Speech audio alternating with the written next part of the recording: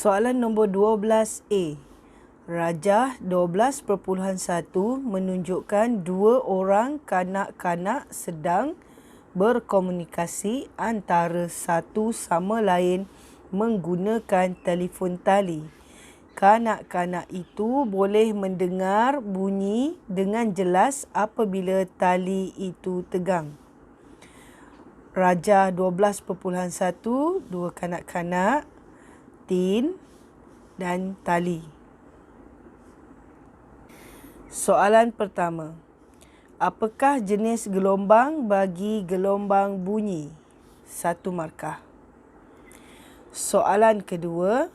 Terangkan bagaimana kanak-kanak itu boleh mendengar dengan jelas antara satu sama lain menggunakan telefon tali. 4 markah. Jadi kita nak tengok soalan ni ya. Baiklah anak-anak, setiap kali kita menulis jawapan, jangan lupa tulis nombor soalan. Paling kurang buat macam ni. 12A1, jenis gelombang, gelombang membujur. Baik, ini sahaja jawapannya, gelombang membujur. Kita dah belajar gelombang ada dua jenis. Satu gelombang melintang dan satu gelombang membujur. Gelombang bunyi adalah gelombang membujur. Selain daripada gelombang bunyi, semuanya adalah gelombang melintang. Soalan yang kedua, dia tanya tadi macam mana kanak-kanak tu boleh mendengar. Memang soalan esei, tapi kat sini tengok cara cikgu tulis.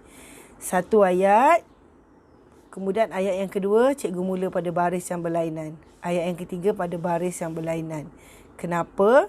Supaya senang pemeriksa melihat poin soalan, poin jawapan.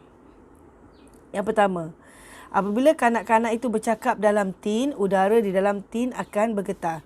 Dekat sini key point dia adalah udara bergetar. Kita nak cerita udara ni mesti bergetar dahulu. Okay, ini markah yang pertama. Markah yang kedua, yang menyebabkan tin bergetar. Tin ni bergetar. Tin bergetar. Atau tali bergetar.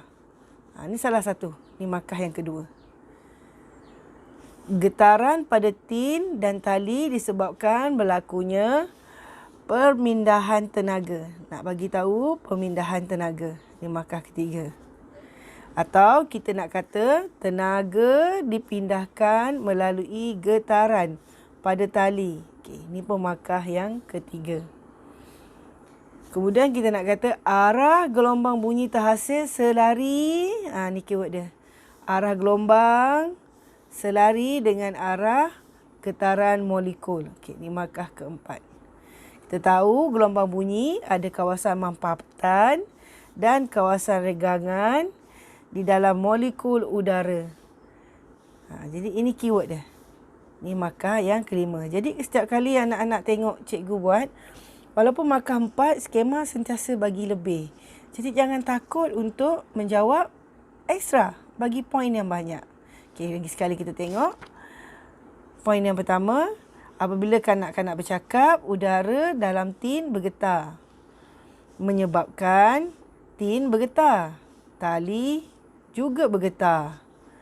Getaran pada tin dan tali disebabkan berlakunya perpindahan tenaga. Tenaga dipindahkan melalui getaran pada tali. Arah gelombang selari dengan arah getaran molekul. Mampatan dan regangan molekul udara berlaku. Itu key point dia. Soalan B. Rajah 12.2 menunjukkan sebuah konkrit penghadang bunyi yang digunakan untuk mengurangkan tahap kebisingan yang dihasilkan oleh kenderaan di kawasan perumahan. Okay, ini konkrit dia. Konkrit penghadang bunyi. Ini rajah dia. Rajah 12.2. Jadual 5 menunjukkan ciri-ciri bagi konkrit penghadang bunyi yang berbeza. Baik, ini jadualnya. Ini ciri-ciri. Ini dia punya pilihan-pilihan bagi setiap ciri. Ini pilihan untuk konkrit. Kaji spesifikasi keempat-empat tembok konkrit penghadang bunyi tersebut. Terangkan kesesuaian setiap spesifikasi untuk semua konkrit penghadang bunyi dan tentukan tembok penghadang bunyi yang paling sesuai digunakan untuk meminimalkan tahap kebisingan yang dihasilkan oleh kenderaan yang banyak di kawasan perumahan itu. Okey, 10 markah di sini. Dia minta kamu terangkan. Kemudian dia nak kamu tentukan tembok yang sesuai. Jadi kita nak tengok macam mana. Ini jadualnya. Caranya kita tengok pada ketinggian. Kita ada dua jenis ketinggian, rendah dan tinggi. So kita nak pilih rendah ke yang tinggi? Katakan kita pilih yang tinggi. Kita bulat yang tinggi. Dan kita ada permukaan. Permukaan sekata, permukaan tidak sekata. Jadi kita nak pilih yang mana? Sekata atau tidak sekata? Okey, cikgu pilih tidak sekata. Dan ketebalan. Kita nak pilih yang tebal atau kita nak pilih yang nipis? Katakan kita pilih yang tebal. Penyerapan bunyi. Rendah atau tinggi? So katakan kita pilih yang tinggi. Jadi yang ini paling banyak tik. So kita akan tengok ini je. Tengok yang X saja. Kita huraikan X saja. Jangan hurai yang W, Y, Z. Jangan banding. Terus ambil yang X dan huraikan X. Cara jawabnya, kita buat jadual. Ciri, sebab, alasan. Jadi daripada jadual tadi, ketinggian dia kita pilih yang tinggi. So ini markah yang pertama, tinggi. Kenapa? Sebab dapat menghalang gelombang bunyi. Ini markah yang kedua. Bunyi kurang dibelaukan. So, sama juga. Terhalang dan tidak dapat dibelaukan. Sama. Dapat menghalang banyak bunyi. Pun betul.